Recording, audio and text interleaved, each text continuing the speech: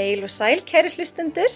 Í dag situr hjá mér hún Friederike Berger sem jógakennari og heilari. Vertu hjartanlega velkomin. Já, takk kærlega fyrir að bjóða mér. Ótrúlega gaman að fá þig. Já. Það sem hefur brunnið á mér svona undanfarið svolítið svona varðandi taugakerfið og heilsuna.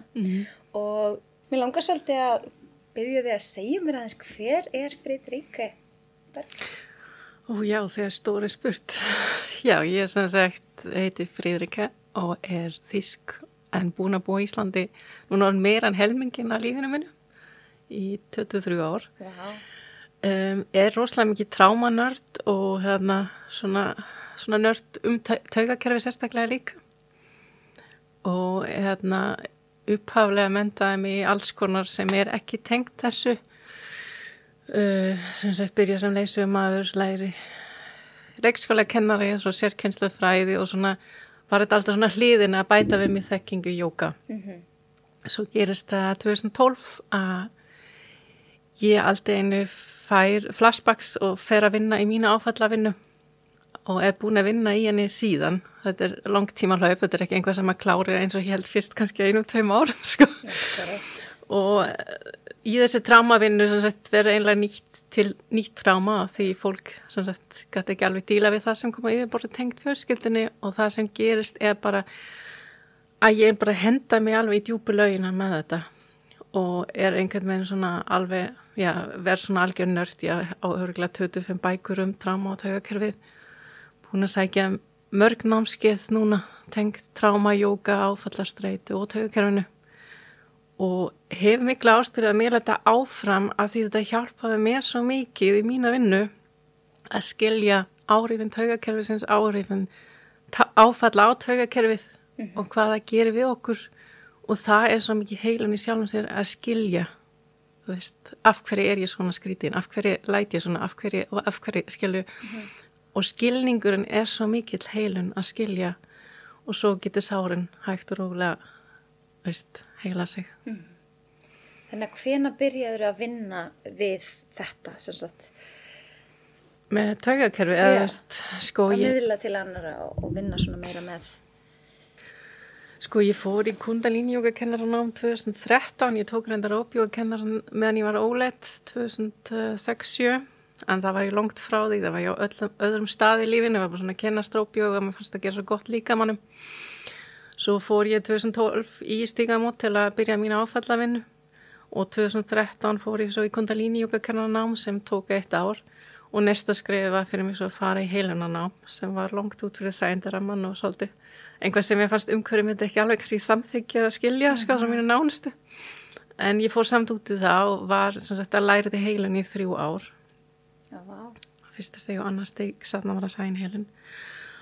Og svo tók einhvern veginn einn á annað við og einlega bara fyndi hvernig mér var leitt áfram. Veist, ég hafi bara samband við kennara sem kendi okkur í Kundalini-náminu út í Þýskalandi og spurði hann hvort hann þekki einhvern sem kennir jóga áfallastreitu og var bent á konu sem ég vann mjög náð með í nokkur ár og fór á 2 námskeið hjá henni í Þýskalandi og hún kom 2 hingað til að halda námskeið, sem sagt Nicole Witthöft heitir hún. Og það bara opnast fyrir mér bara nýr heimur á skilningu og það hefur, veist, það ekki kannski ákveðin dagsetning, heldur svona hægt og rólega flettist það inn í starfið mitt, veist, í heilun og bæði að ég segi fólk, veist, bara hvað að gerast í taugakerfinu þegar það lýsa fyrir mér hvað í gangi, skilu, og róar taugakerfið í heilun með því sem ég að gera og líka í jóga, alltaf að kenna áfalla með það.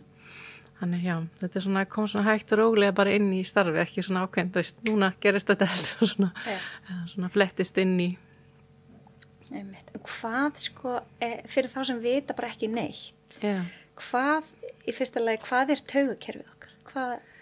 Og af hverju bregst það svona við áföllum? Sko, fyrir mig, veist, ég horfa svolítið á þetta að taugakerfi svona grunnur alls, skilu. Við fæðumst alveg heim með okkar taugakerfi og bara strax fæðingin getur haft rosalega áhrif á taugakerfið. Þótt við að fæðingu, veist, ég skynja þetta með stundum með heilun og spyr bara, veistu hvað fæðingin þín var, að ég upplifi bara rosalega kannski streitu bara frá upphafi, já manneskjunni, sko. Og bara fæðingin ein hefur áhrif á taugakerfi, hún var mjög erfið, þannig að strax verið taugakerfi svolítið viðkvæmt, skilu, fyrir áreiti og bara svona. Og svo hefur rosalega mikið áhrif hvernig við erum alast upp og það þarf ekki að vera neitt stórt áfall sem gerist kannski í æsku, en bara eiga kannski foreldrar sem geta ekki sinnt okkur eins og við þurfum og getum ekki það að tala co-regulation á einsku, ég veit ekki alveg íslenska orðið, sem sagt geta, ef okkar taugakerfi í uppnámi, eins og við erum lítið börn og við grátum og þurfum huggun, eins og við þurfum að borða og drekka og veist, og þú það sé allt til stað að fólk gefa okkur borða og faðma okkur.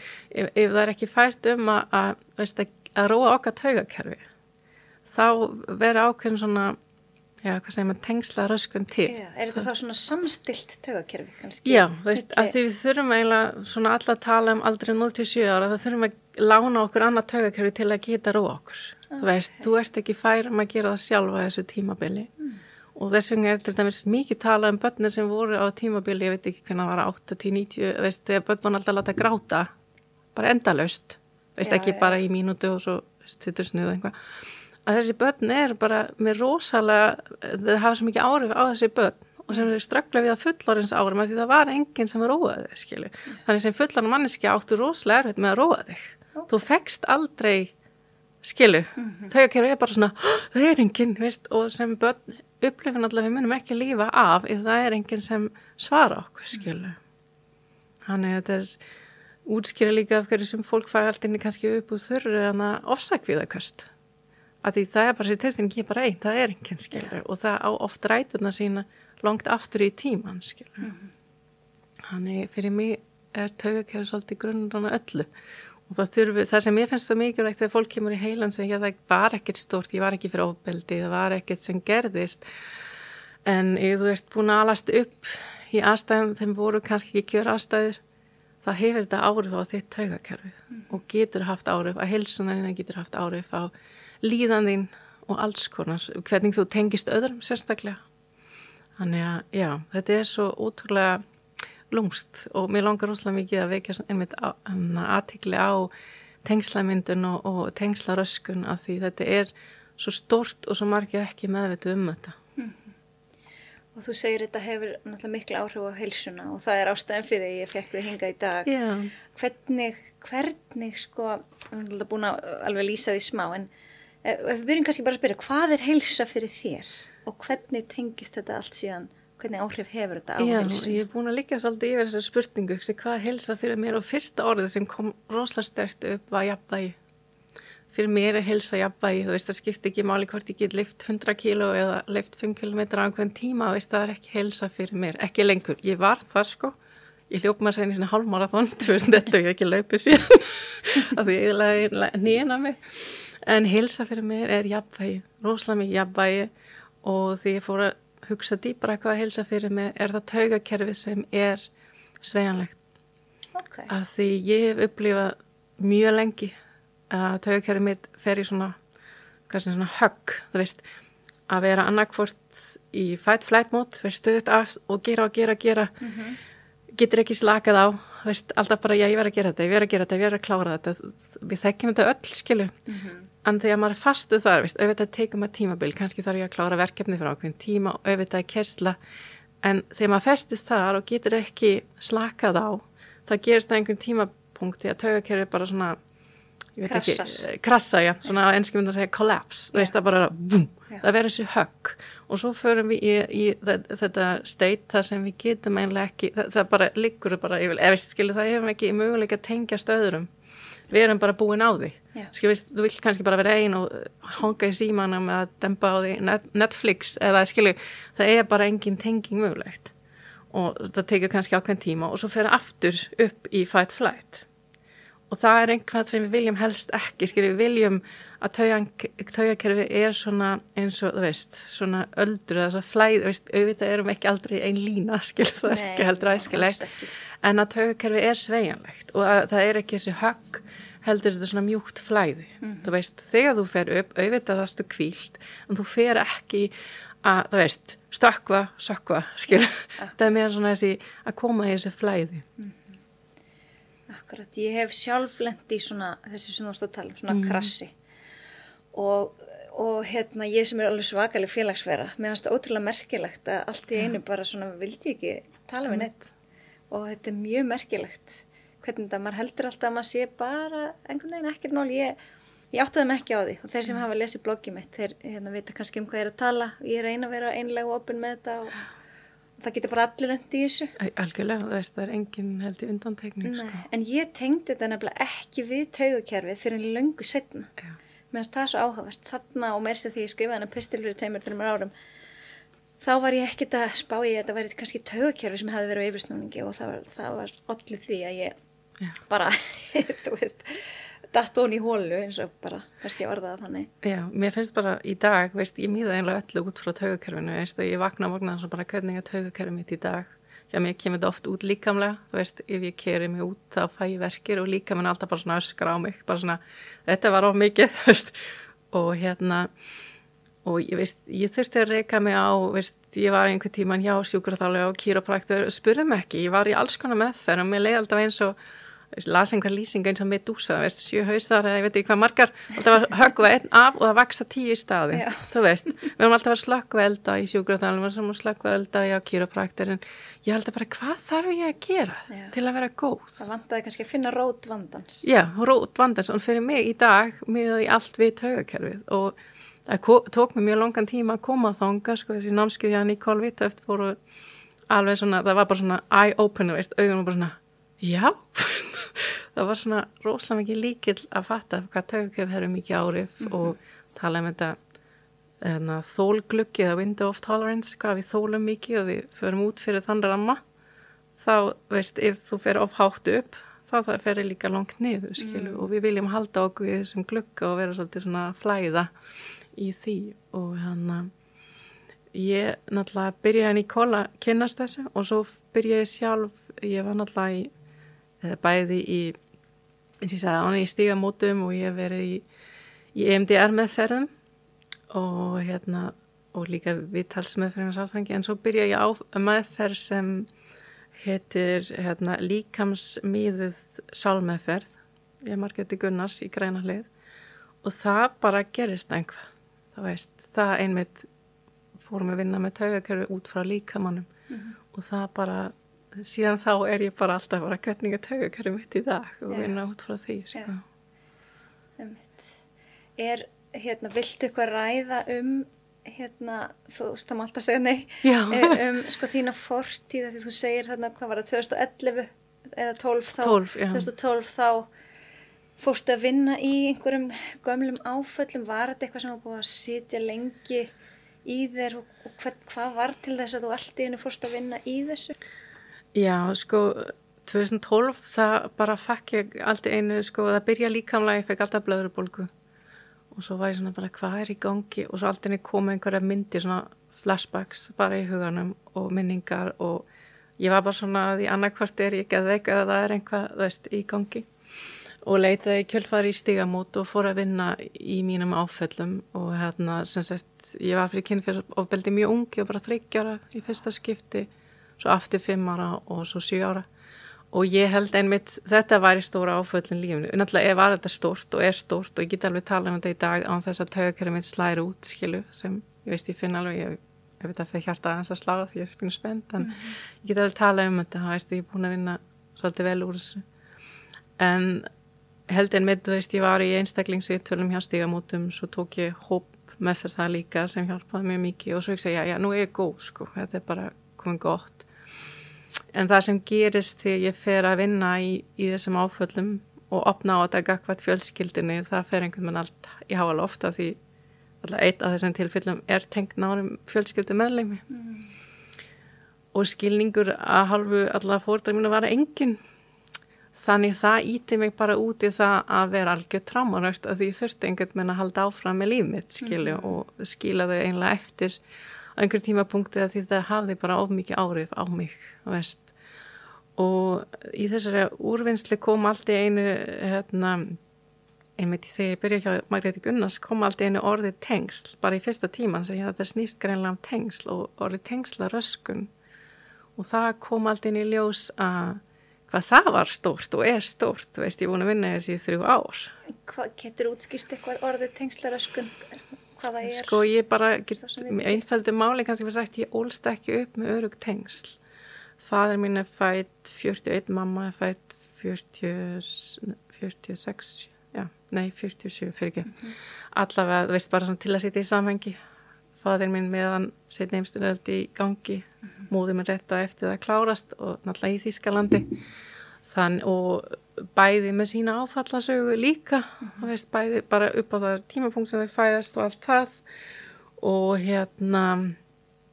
móðir minn verið sjálf fyrir kynferðisofbeldi líka, sem hún hefur ekkert mikið talað en ég veit svo nokkuð megin hvað gerist. Vissir þú af því áður en að þú fórst að vinna í þínu? Já, ég vissi af því, en hún gat samt ekki tekið þetta, veist, þegar ég fór að vinna, það var bara of mikið fyrir hana, sko, veist, ég held stundum of sárt að horfast að sem er lítið endurtaka sig, maður gat ekki bjarga börnin sín, sko, og það komist í vekk fyrir það. En allavega, ég yngst, 3 systkini, bróðir minn 9 árum eldri, systir minn 7 árum eldri, og ég yngst foreldrar mínar að flytja þegar ég fæðist og rosalega mikið rót. Og það sem ég upplýði sem sagt í æsku var í raun og veru að ég var bara ein. Sko það svolítið mín þema. Þú veist, ég var ekkert velkomin, ég var ein.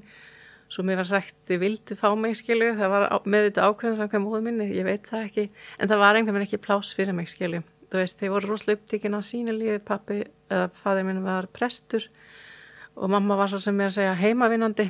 En þú veist, nýflutt með 3 börn og það var einhvern veginn setning sem ég heyrði oft sem krakki var bara, já, þú ert að ímynda það þegar ég líst einhver tilfinningar eða líkamlega einkenni og faðir minn hefur alltaf verið mjög fjarræn, skilji, mér fannst ég geta aldrei tengst honum og móðir minn einhvern veginn gat aldrei einhvern veginn tekið kannski alvarlega tekið á vanlíðan, sko, veist, þú það var alveg mikið faðmlag og knús og veist, það er alveg jákvæða minningar, þetta er ekki allt slæmt, en það var engin taugakerfi sem ég gat tengt við heima, sko, ég var sem betur fyrir átti rosalega góða ömmu sem bjargaði mér alveg og guðmóður líka og hundin okkar, þú veist það vil líka gælidýr rosalega góð til að tengjast en svona þessi stöðug tengsl öryggi á heimili upplýði ekki, sko, að vanda algjörlega að ég upplýði öryggi. Pappi var líka rosalega mikið álaga honum, hann sprakk alltaf heima, hann þurfti alltaf að halda andliti út af því sem prestu, skilju.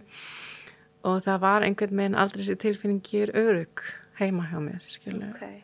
Þannig það verið þessi tengsla röskun til og sem kom rosalega svo sterkt út á unglingsárum að því við fluttum þegar 14 ára þerti við Þýskaland. Það var líka ákveðin áfall fyrir mig og þá breytist ég bara alveg í rosalega ungling, sko, og bara að gera alls konar litir sem ég er ekki stolt af í dag, veist, byrja alltaf snemma að reykja og drekka og átti miklu eldri kærasta og svona.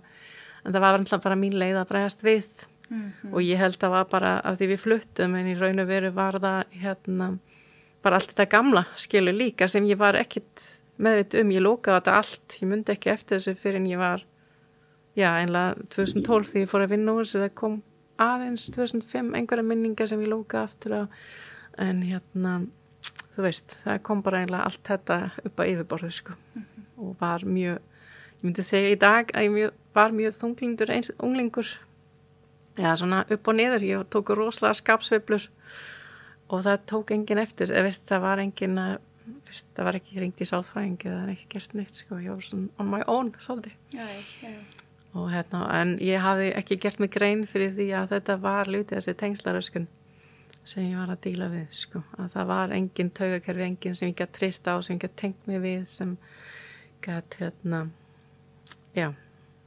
veist, ég hjálpa mér svolítið að díla við mína tilfinninga og mína tilveru, sko. Og hvernig hjálpar jóga og heilun við þetta að endurstilla taugakerfið? Sko, það hjálpar að svo leyti til að það hjálpa að reguleita taugakerfið, þú veist, veist, kannski ekki núlstilla en að koma taugakerfið í jafnvægi. Og það er gert í jógan alltaf með því gert bæði með æfingum sem að velum, sérstaklega öndun er rosalega gott til að róa taugakerfið og líka þegar ég kenni jóga það kenni ég alltaf áfallamíða sem þýðir ekkert að ég er að tala áföll hvorki mín eða fólk sem er á staðnum heldur að ég alltaf að segja hvað er á dagskrá, hvað erum að gera þannig fólk, það kemur aldrei neitt á óvart. Ég snerti aldrei fólk í jóga. Það alveg grunnregla að því það getur tryggjara fólk og fólk alltaf með að reyna hvað að gera og æfingarstílan alltaf líka að róa taugakerfið. Og í heilun, þú veist, ég segi alltaf þegar stundum kemur fólk inn og hefur aldrei séð mig sest í stólinn fyrir að gráta. Ég fann að grínast með það, bara þannig áhrif að fólk það fyrir bara að gráta.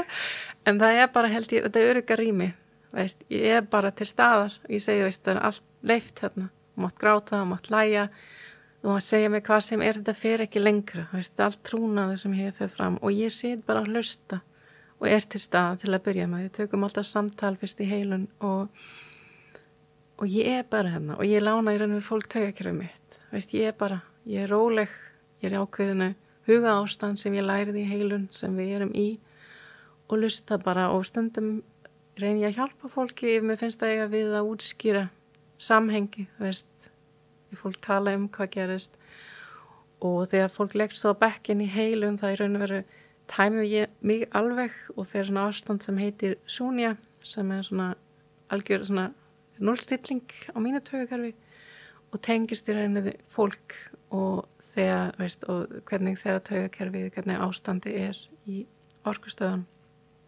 og mjög oft sofna fólk eða slaka alltaf vel á af því í raun og veru leyfi bara öllu sem vil koma hjá viðkomandi að yfirborðu að koma og leyfa þeim svo að fara og það einhvað sem við erum rosalega erfitt með að gera þú veist, ég stundum bara þegar ég fer til sálfræðings ég bara að gera lista, geyma, ég ætla að geyma þetta þangað til ég hitti hana því þá er ég örugg til að ræða þetta og get grátið og get sleppt og ég veit það einhver sem tekur á móti af því þó við eigum góðan eiginmann og börn og vinkonur það ekki alltaf tryggt að þau sé í standi til þess að halda rými fyrir okkur af því þau eigum alltaf sitt líf og sitt taugakerfi líka Akkurat.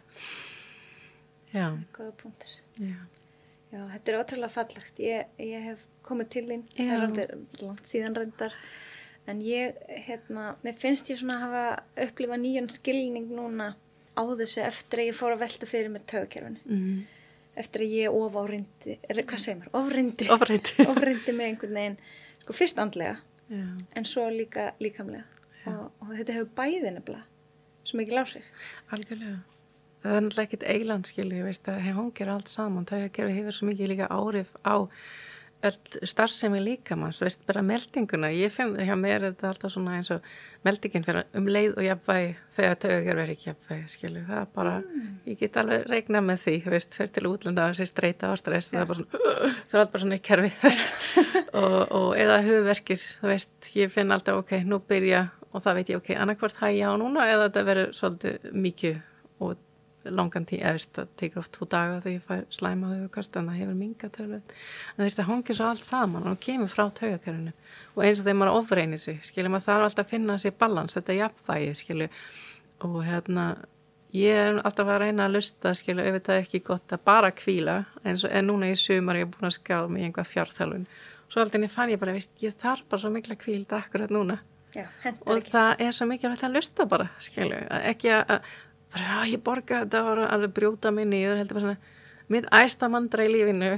er sjálfsmildi alltaf sjálfsmildi er mitt æsta mandra og jafnvægi kemur svo beint á eftir en þú veist sjálfsmildi er leiðin held ég að jafnvægi veist að því að maður ætla sér oft svo mikið og kannski þegar jafnvægi taugakerfið góð jafnvægi það er bara já ég get gert þetta ekki eftir svona oft og ég mataræði og veist bara hérna skilum við bara nefanum og svo er taugakerfið ekki alltaf þessum stað að því maður er bara mannleg gerist kannski einhvað sem hreyfi taugakerfið það veist þarf ekki að vera mikið skilu en kannski bara meira álag kannski einhvað hjá börnum okkar maka skilu einhvað gerist og það hefur áhrif og maður þarf svo mikið að aðlagast skilu og þess vegna segja alltaf með markmiðasetningu gerðu það út frá sjálfsmildi veist, ekki út frá hörkan ég þekki þetta svo vel enda þetta hálfmaraþon ég löpt þetta bara pjúri sjálfshatri sko, ég er búin að lofa mér að gera þetta og ég ætla sko ekki bakka við þetta sko, þetta var 2011 og ég var bara ekki tilbúin skilu og það er, veist, í dag er ég bara svona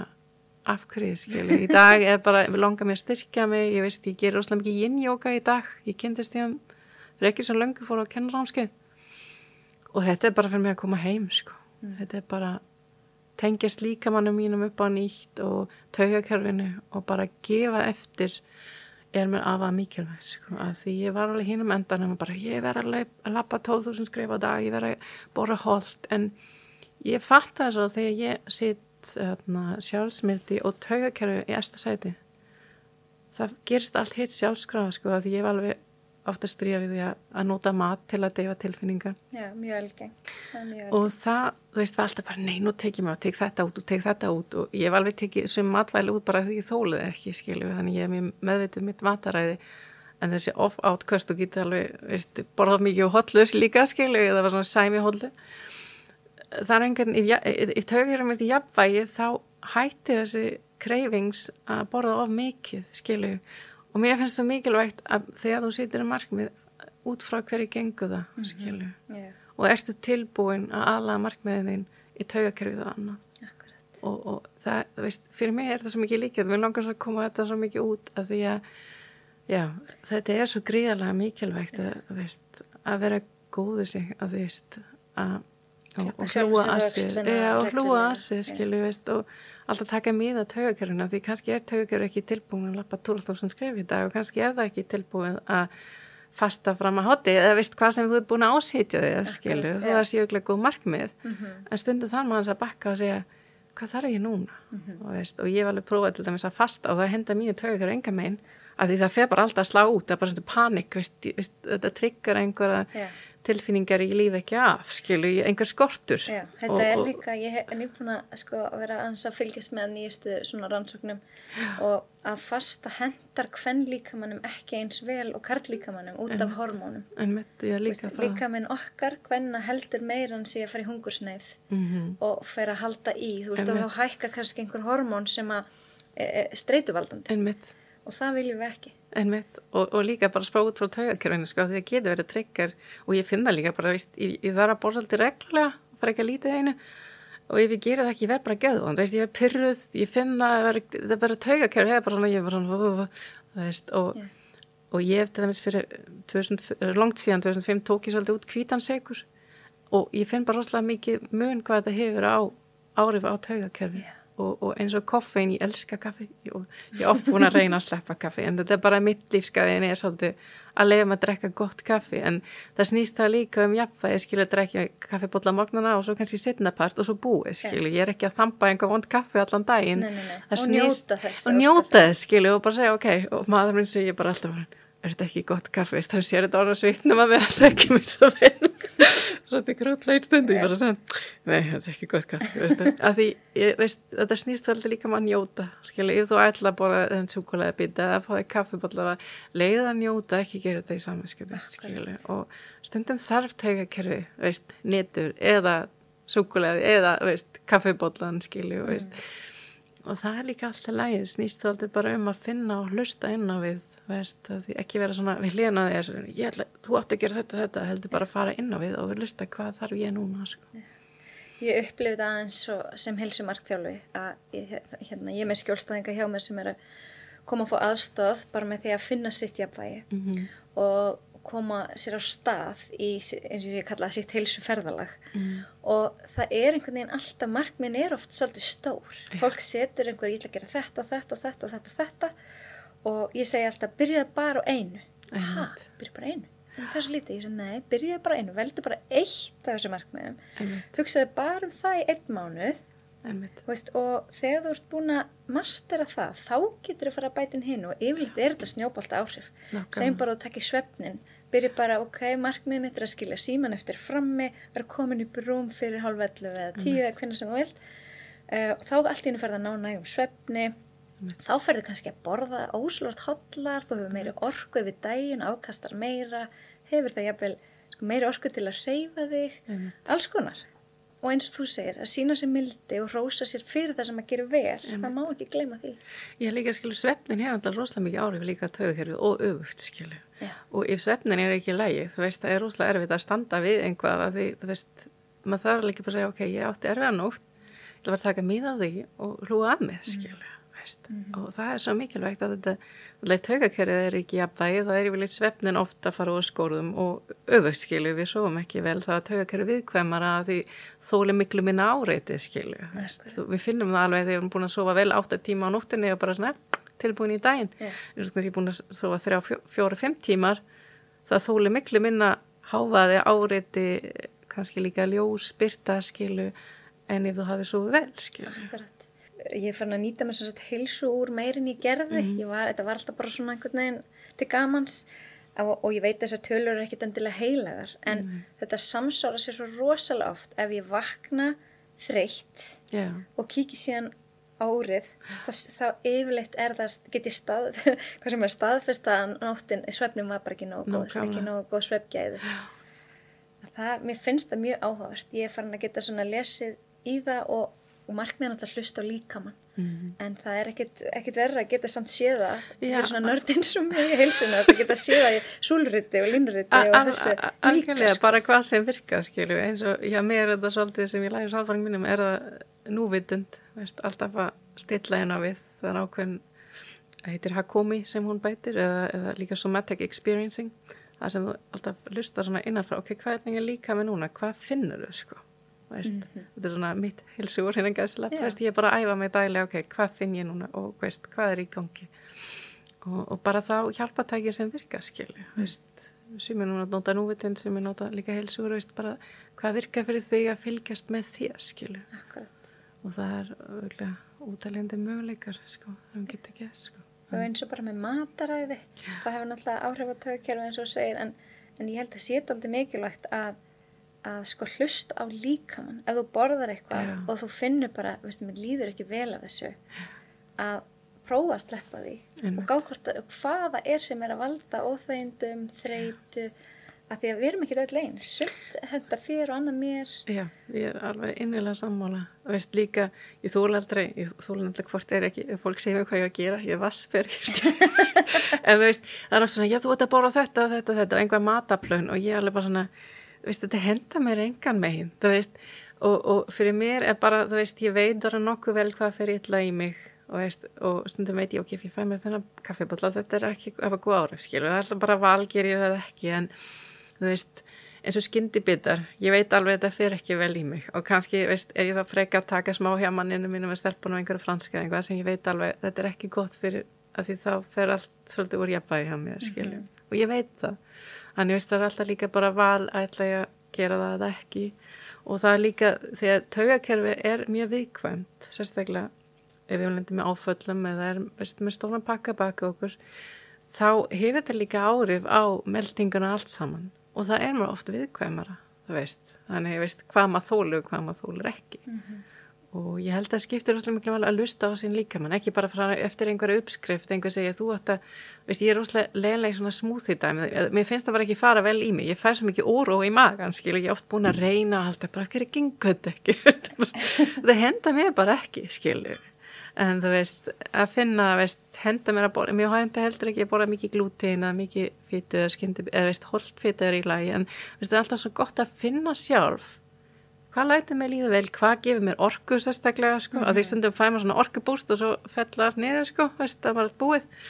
Hvað gefur mér góða orku, svona langtíma orku, frekar en að fara eftir einhverjum plönum og eins og segja, fasta er ekki endilega holdt fyrir okkur, heldur bara að finna. En það hendar sömum. Já, hendar sömum, eins og segja, það er svo mikilvægt að þú lusta á þeim líkama og þeir tauga hvað hendar mér, og ekki alltaf að bera ég saman, af hverju gengur henni svona vel, af því það er besta leiðin til að mistakast, við erum alltaf að bera okkur saman, og sérstaklega Instagram og Facebook er alltaf flott tóltæki, en þið geta líka bara, ég stundi bara svona, hún er búin að fara í 5 fjallgöngu, ég er bara búin að fara í einu, það sýna allir glansmyndir. Allir sína glansmyndir og ég, eins og á mína síðu hugar og ég er oft bara svona, mér finnst það, ég er bara einlæg, ég skrifa bara frá hjartanu og ég er svo langt frá því að vera með alltaf reyna og stundum tek ég bara grátköst eina helgi, og það er bara hreinsun, og ég tala alveg þetta og ég er ekki á einhverjum betri stað en þú kannski, en ég er bara mjög meðvitu taugakerfið og líðan mín og áhrif og hvað líkur bakvið og hvað tryggra hvað, en þú mér finnst það mikilvægt að birta ekki bara glansmyndir og því að auðvitað birtir enginn yfirleitt mynda sig grátbólgin og bara líði illa eða en ég gera það svo saman alveg, bæði á mínu privatsíðan og hugaru síðan bara að segja, já, er þetta núna og ég þakklar stuðningnum, og bara tala hvað er í gangi hjá mig, því að Já, ég held flesti að byrta bara glansmyndir og það getur svo tryggjara hjá okkur. Ég þarf að gera mér, ég þarf að standa mér betur. Við gerum alltaf okkur besta, en já, bara hlúa að sér, fyrst og fremst. Þú ert góð fyrirmynd í því. Takk, gott að heyra. Ég held að það er þakklátt þegar fólk kemur til mig. Já, ég er búin að fylgjast svo með þér, ég er búin að lesa sem þú skrifa. Ég held að ég hissa einhvers ég að lesa þetta, sko, þeir ekkert alltaf margir að læka það einhvað, sko. Ég held að fara síðan, já, ok, greinilega hefur maður áhrif, sko. Og mér finnst það bara gaman og gefandi að því að ég hugsa þetta einmitt í morgun og ég fór til þín, ég hugsa bara, veist, ég lít svo á það að mín reynsla í þetta hafa einhvern tilgang. Já. Veist, hvort það er fyrirfram ákveð eða hvort ég gef þessi reynslu tilgang. Veist, ég er ekki tilbúin að ganga í gegnum þetta allt sem ég er búin að ganga í gegnum og ekki láta einhvað gott koma frá þessu að þetta var og er oft ennþá erfitt, skilu, og mér finnst það allavega ætti það að hjálpa einhverjum öðrum fattaru og ég gera mitt besta að setja þetta út og vona mitt besta að það hjálpa öðrum, skilu. Það er náttúrulega lífsreynslur, það er það sem þroskar okkur. Það er ekki árin. Þú veist, ef ekkert kemur fyrir, þú veist. Algjörlega. Ég segi alltaf að ég hef verið mjög seinþroska því að ég lendi ekkert í neinum áföllum fyrir bara ég var orðin, mjög fullorðin. Já. Og þá kunni ég bara ekki almennilega takast á við það. Og það þroskar mann. Já, algjörlega. Veist? Og núna er ég betur í stakk búin við að takast á við eitthvað áfall en ég var fyrir 10 árum, eða 15 ára. Algjörlega. Þannig að, já. Já, þetta er, já. Ég held að það er líka svo dýrmætt að ræða þetta og opna á þetta að því, veist, fyrir, ég veit ekki svo löngu síðan, kannski 20 árum var enginn að tala áfall og vera fyrir áfall, bara svona, veist, einhver risastórt, skilu, og líka það þurfti að það er einhver svo stórt, veist, lendaði bílslýs, vera fyrir kynferðisofbeldi, líkamlegt ofbeldi, andlegt ofbeldi, skilu, en áfall þarf ekki að vera stórt, eins og ég segja, tengslaröskun er áfall og bara allt sem hefur áhrif á taugakerfið sem næri ekki jafna sig á sjálfum sér. Til lengri tíma er skilgrein sem áfall, skilur, veist, og það þarf ekkert að vera það mikið, veist, líka fyrir börn að missa einhvern nákominn, þetta er áfall, skilur, missa ömmu sína, veist, og það er svo mikilvægt sem að hafa fullan manneskir sem hjálpa manni að komast í gegnum þetta, skilur. Stundum eru áfall líka ekki bara einn atburður, eins og bara langvarandi einelti. Það er svakalega mikið, sko, áfall, að þetta er svona statt og stöðugt, einhvern veginn verið að brjóta manneskina niður og taugakerfi er alltaf taugakerfi er stöðugt í alert stöðu til lengri tíma, þú veist, þú ert ekki að laupa stöðugt 100 kilometra, skilu, þú veist ekki stöðugt að laupa á 10 á laupabrettinu, þú veist, það er stöðugt þessi áreita taugakerfi, þú veist stöðugt að vera, er ég örugg, taugakerfi stöðugt að spyrja og ef þú fær stöðugt skilabóðin í einelti, nei, þú veist ekki örugg. Meni, auðvitað fer einhver tíman að krassa. Það er bara svo eðlilegt og eins og tengslaröskun, þú upplifir í æsku ekki að vera örugg, skilur þessi langtíma áhrif. Bara, já, þessi, að tala þessi komplex áfallarstreituröskun, þetta er svona langan tíma. Það kannski erfiðar að vinna úr þessum atriðum sem er svona ekki bara eitt áfall, heldur svona eitthvað. Já, veist það getur verið auðveldara held ég, eða bara eitt, eins og ég held fyrst í á Stígamótum, þetta er bara þessi atburðir, veist högum við, þetta er komið en ef þetta er svona langvarandi þá er held ég bæði kannski erfiðara að vinna úr því af því þetta er svo mörg lög, skilu, þetta er svona eins og kaka, skilu, það er svona, tekur eitt á svo kemur næsta, eða laukur og flettir á svo kemur næsta, þetta er ekki bara eitt atburður sem eins og EMDR mjög góð tæki til að afgreiða, en ef þetta er svo þú veist, í langan tíma það er þetta oft tryggur margt líka og margir þættir, skilu. Þannig að það, ég held að bara svo mikilvægt að fatta að áfallavinna er langlaup og ekkert sem þú afgreiða einum degi eða einu ári og þess vegna er sjálfsmyndin svo mikilvægt, þú veist að þú veist, að muna það er ástæði fyrir öllu, sko. Og af hverju ég er eins og ég er í dag og sérstaklega með tengslaröskun, veist, að læra, veist, hvað þetta hefur áhrif á tengslamyndin í dag með öðrum, af hverju er svo erfitt að vera í stórum hópum í fjölmenni, af hverju er svona erfitt að tengjast öðrum og treysta, veist, kvíðaköst, veist, þetta er allt svona afleiðing, áfalla oft á tíðum, sko. Hvað, sko, ef einhver er núna að hlusta og tengir, kannski ef ekkert hugsað út í taugakerfi og er að tengja sterkt við þetta, hvað ráðleikur þessum hlustundum að hvernig eiga þau að huga sem best að sínu taugakerfi? Það góð spurning. Eins og ég sagði áðan, jafnvægi, alltaf stuðla jafnvægi. Allt sem, kannski allt sem læti líða vel, allt sem hjálpa þér svolítið að gleymast á það stund, þú veist. Fyrir mig það náttúran, að eyða tíma í náttúru, göngutúrar. Ég það mikinn tíma ein, þó ég á yndislega fjölskyldu, það hefur mikla þörfur ein verið. Allt sem hjálpa mér að finna, ég í jafnvægi, ég finn ró, jafnvægi ró í taugakerfinu, skilju, tala það. Allt sem hjálpa þér að finna innri ró góð leið til að hlúa taugakerfi. Ég elska líka kuldaþjálfun að fara í sjóin, fara í kalda sturtu. Allt sem þér hjálpar að finna ró innra með þér, myndi ég segja, góð leið til að róa taugakerfi, sko. Og það getur verið svo margt, sem ég fara út að hlaupa, sumir stund að jóka. Ég hugleiði og gera jóka hverjum morgni. Þetta mín byrgin í daginn til að leggja góðan grunn. Og það bara svolítið að finna sitt. Og stundum finnum maður líka í æsku, sko. Hjá mér var það líka sköpun. Ég elska að skapa. Og ekki þess að hvort það verið flott, þetta bara að gera. Það sem ég bara hér og nú, og ekkert að velta neitt fyrir mig. Ég bara njóta. Og eins og ég held líka að ef maður styrkir sig og að hlaupa eða eitthvað, ekki endilega alltaf að horfa á að sýta sem ég þarf að hlaupa þetta hálftíma, klukktíma, skilju, heldur freka nota það sem leið til að vera, njóta, skilju, að bara hlúa þínu taugakerfi öllu sem þú gerir eins og þú getur, sko. Já, alltaf það sem ég myndi mara með. Já. Eitthvað sem þið langar að segja svona að lokum? Hvað sem brennur á þér eða? Já, ég held svona það sem ég myndi vilja að fólk teka svolítið með sér að leyfa sem að vera.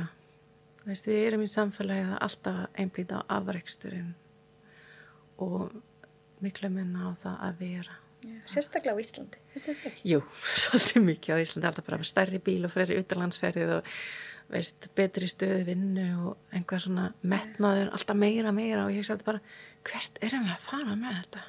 Og af hverju? Já. Hver tilgangurinn? Og mín tilgangur í lífinu að þroskast sem einstaklingur og gefa af mér og vera mér, vera mér til staða fyrir börnin minn, fyrir sjálfa mig, fyrir mannin minn, vinkonur, vinir. Og ég held svolítið fókusinn að hæja á sér og fókusinn meira á að vera frekkan að afrekka stöðugt eitthvað. Og hlúa taugakerfinu og jafnvægin okkar, sko. Já. Það er kannski svolítið erfitt fyrir það sem alltaf búin að vera á hamstrahjólinu, eins og maður segir, alltaf búin að vera einhvern veginn á miljón. Það er kannski svolítið erfitt að ætla allt í henni að hægja svolítið mikið á sér yfirleitt því miður. Hægir fólk ekki á sér fyrr en það klessar á fyrr en það krassar. Já, en yfirleitt, krassa maður ekki bara allt í hennu. Þú fær yfirleitt viðvörunarbjöllur. Sko, kannski fer svefnir fer kannski að raskast. Þú fær kannski magabólgur, kannski, aldrei fenni fyrir kvíðaköst. Það er mjög algengt að fólk aldrei fær upp úr þurru. Kvíðaköst aldrei fundi fyrir kvíða. Þetta er allt viðvörunarmerki og það er alltaf spurning að halda áfram og kera þig klessa alveg á vekk eða ætla að lusta, þú myndir ekki kera bílinn með blikkandi ljós í mæliborðinu. Ég held að ég myndi mjög fái gera, sko, ég verða bara panikið eða einhver ljós í mæliborðinu, skilu. Ég mæli með því að hlusta á fyrstu viðvörunarmerki og trappa þeim niður og ég menni það er mun skemmtilega en að þurfa að fara í veikindaleyfi, skilur til lengri tíma. Kannski er hægt að trappa sig niður, sleppa einhver verkefni hér og þar og í staðin, það er heldur ekki gott fyrir taugakerfið að fara úr 1.000.000 niður í 0, sko. Það var freka að trappa sig niður og svona, ok, hvað get ég ansleppt takinu? Þarf ég að vera í fóreldrafélaginu, þarf ég að vera í stjórnunarstöðu, þarf ég að laupa 50 km viku, ég bara segja sem dæmi, skilju, geti kannski sleppt einhvað, við erum yfirleitt ekki ómissandi þó okkur finnst það og ef við heldum áfram þangað til við klessum á vegg, það erum við hvort sem farin út á myndinni og verðum, skilju, ekki lengur með og erum greinlega, við erum ekki ómissandi, við erum hvort sem að detta út þá, það er kannski skemmtilegra að horfa á viðvörunarmerki og trappa sig niður, sko. Ein spurning sem allt í einu datt í hug, munur á konum og körlum? Já, það ég alveg sannfærð varandi tauga. Jú, sko ég held yfirleitt kallmenn eru miklu lókaðir en konur og miklu, ég held flestir kallmenn, auðvitað ekki allir, ótengdari taugakerfinu, sko. Og ég sá það bara, ég vona, ég má segja þetta, ég verði einlega að spyrja manni minn, en ég sá það bara í mínu hjónabandi, sko, þegar ég fór í þessi djúpu áfallavinnu hjá Margréti fyrir 3 árum og svona eftir ár, þú veist, það sagði hann bara, ég sé rosalega mun á þér og það fór einhver stað og þú veist, það fór bara áfallavinna á stað hjá honum, sko. Það fór allt inn að koma í ljós að hann er líka með áfallastreitur sem hann fatta ekki fyrir en ég fór svona, veist, ég alltaf að draga vagnin svolítið, þú veist, og ég held kallmenni eru bara lókaður, veist, það er ekkit algengt að kallmenn gráta eða brotna saman eða kallmenni kannski ekki mjög algengt að kallmenn opna sig yfir burnout eða skil tala yfir litt burnout, það er svona veikleiki að horta á það þannig, sko. Þannig ég held helst í mununni kallmenn eru mun úttengdari taugakerfinu og kannski líðan sinni að því bændingar og uppeldi samfélagið skilu hefur áhrif á því hvernig þeir halda að þið þurfa að vera. Já, hefur mótað þá. Mótað það og kannski sérstaklega kynslóð sem við erum í skilu. Veist, það er örgulega breytast vonandi börnin okkar svona. En ég held að sé svolítið þar sem munurinn er, sko. Veist, og eins og það er miklu verið konur sem eru með svona hlaðvarp og tala þessa hluti, sko. Það er kannski ekki margir kallmenn sem gera það, sko. En er það rétt skil hjá mér? Ég allavega hef upplifað í kringum mig að burnout sé algengara hjá konum. Svona upp úr 40 í þar í kring finnst mér rosa margar hafa verið að lenda vegg, eða ekki? Jú, allavega það sem að heyri, skilu. Svona alltaf spurning, lenda kallmenn í burnout og tala ekki um það að bara tala um midlife crisis, sko. Veist, einhver svoleiðis hjá kallmennum. En ég held að það er alveg fullt af kallmennum í burnout sem bara viðurkenna ekki, en það sem gerist hjá konum er alltaf líka hormóna sem er kannski mun sterkari hjá konum en köllum, skilu, sem spila inn í að burnout koma oft líka breytingarskeið eða veist, þegar hormóna breytinga verða. Þannig, en ég held að er fullt af köllum í burnout sem bara viðurkenna ekki eða fatta ekki hvað er í gangi, skilu, og kemur kannski út á ákveðin hátt og þeir verður kannski frekar hjartaveikið eða einhvað svoleið, skilu. Og það er kannski þeirra burnout sem kemur bara þannig í ljós, skilu, að fá líkamlega einkenni frekar kannski. Gæti ég trúa allavega, sko, en veist, ég klárlega burnout til hjá kallmönnum en það er bara rosa lítið tala um það og kannski ekki viðurkennt, gæti ég trúa, það er bara þá alveg krabbamenn eða hjartaáfall eða einhvað sem kemur frekar þá, sem kemur út líkamlega, gæti ég trúa, þú veist, ég er ekki með sannarinn það, kannski ekki mikið rannsóknir en ég gæti trúa því, sko. Eru þá fleiri konur sem leita til þín? Í heilun, já. Bæði í jóga það er bara engungu konur, ég veit ekki af hverju, en það er engan veginn allt þannig. Og í heilun myndi ég segja að það sé svona, 85-90% konur, sko, en það koma alveg einn kallmaður, en það er yfirleitt það konan sem sendir hann eða eitthvað svoleiðis. Við erum kannski bara opnari fyrir að prófa eitthvað nýtt. Já, líka það, sko, og það tók bara mannir með mjög langan tíma að koma í heilin, það var ekki fyrir á þessu ári og ég er búin að starfa þetta yfirlega 8 ár, sko, það var svona, og það er svona varpið, hvað er þetta, og svona, svo, líka þegar maður reynir að útskýra heilin, þetta er svo óáþreifanlegt eða ekkert mjög, kannski, erfitt að sanna einhvað vísindalega, sko, maður getur yfirlega tekið samt heila bylgjur eða einhvað væri alveg áhugavert ekki rannsókn á þessu af því ég sé alltaf rosalega mun á fólki. Með hugmynd núna einhverju rannsóknarverkefni þegar einhvern háskóla. Því mér langar alltaf að taka svona fyrir eftirmyndi, sko, því fólk kemur oft rosalega þungt og eins og daginn kom kona og það voru missir í fjölskyldunni og hún var rosalega bugð og grátur og leiði rosalega illa og þá eftir heilina sest hún niður og alltaf svona, það var svona ljós í kring og það var hann að brosa, sko. Það var alltaf mikið hreinsun. Og það er svo gefandi og fallegt að fá að upplifa það, ég er útrúlega þakklátt fyrir það, en kallmenn er einhvern veginn held ég meira á varbergi og bara svona, trist þess ekki alveg að það finnst þetta veikleiki að viðurkenna að sé einhvað, ég held að það sé svolítið þannig. Og það er eins og þú segir, kannski kynslóðamunur, mér finnst svona kynslóðan sem ég er að kenna nemyndum hérna í mennskólanum við Hamrahlíð, mér finnst svo kynslóðan einhvern veginn miklu opnari, mér finnst svo æðislegt bara hvað einhver segir, ég verð aðeins svo seinni í jógatíma eða seinni í jógatíma, ég er verið til sálfræðings. Þetta er svo sjálfsagt. Mér finnst það svo frábært, sko. Mér líka algjörlega, veist, að þetta sé ekki feimnismála að fara til sálfræðings. Veist, þetta er bara, líka ég finnst það svo fyndið að kallmenn er svo feimin við það, því ég held konum finnst ekkert meira aðlandi en kallmaður sem vinnur í sjálfu sín, sko. Fyrir mig, ég get sagt það, sko, ég finnst það bara, veist, bara ótrúlega flott og mjög aðlandi fólk er að vinna í sér. og sýnir tilfinningar og leifir sér að gráta, leifir sér að, já, bara, þú veist, að viðurkenna það er einhvað sem ég vil bæta mig í og þarf að laga að því mér líður ekki vel, sko. Þannig að það eru held ég margir sem eiga erfitt með að setja sig í fyrsta sæti. Og þú þarft eiginlega að gera það til þess að byrja að sko vinna í þér. Já, ég var mjög lengi að skilja, veist, í flugvélum, þess að ég held að bara súrefnisgríma fyrst á því og svo batni ég sagði, hvað er þessi flugvél að ég skilja líka við. Og svo tók mér mjög langan tíma að skilja þetta, sko, að því að bolli minni að tómu, það get ég ekki gefið öðrum, sko. Og ég segi þetta líka alltaf við fólki í heilum, þú verður sýta í fyrsta sæti því þú gerir það ekki, þú hefur ekkert að gefa. Og það er þetta miklu verra, svona in the long run, skilju, því þá hefur miklu lengur ekkert að gefa, skilju, veist, og hérna, þannig já, veist, þetta er mjög mikilvægt að hlúa að sér fyrst, sko, og einhvað sem ég þurfti svolítið að læra, já, the hard way í mína áfallavinna, að ég það fyrst að sýta mig í fyrsta sæti, veist, og til að geta verið til staða fyrir börnum mín og mæta þeim, sko, því að þess að við yngri dóttir mín, hún er mjög viðkvæm taugakerfi, hún kemur heim og það er einhvað búin að gera eftir vinkonunum eða einhvað í skólanum og ef ég er ekki í jafnvægi, þá get ég ekki lána henni í mitt taugakerfi, sko, það veist, og það er einhvað sem ég reyna bestu getur stundum segja bara ástu mín, getur kannski frekar að tala pappa, ég hef ekki, ég segi bara við hann, ég hef ekki innistöði núna, sko, og en mér langa í flestum tilfellum að geta verið til staða þegar einhvað er og geta bara hlusta og vera til staða og lána mitt taugakerfi, og það er bara hægt þegar við sýtum okkur í fyrsta sæti, sko. Það er svolítið fallegt að þú kallar þetta eiga innistæðu. Já.